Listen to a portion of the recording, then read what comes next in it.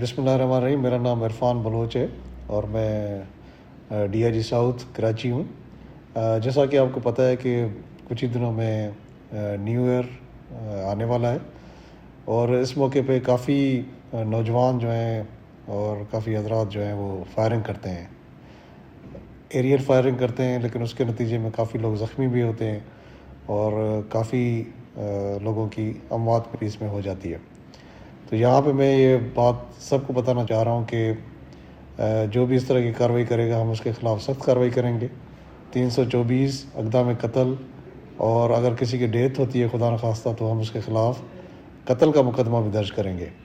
اور جو لوگ نشہ کر کے نکلتے ہیں راستوں پہ اور بیہودہ حرکتیں کرتے ہیں ان کے خلاف بھی ہم بڑی سخت کارروائی کریں گے.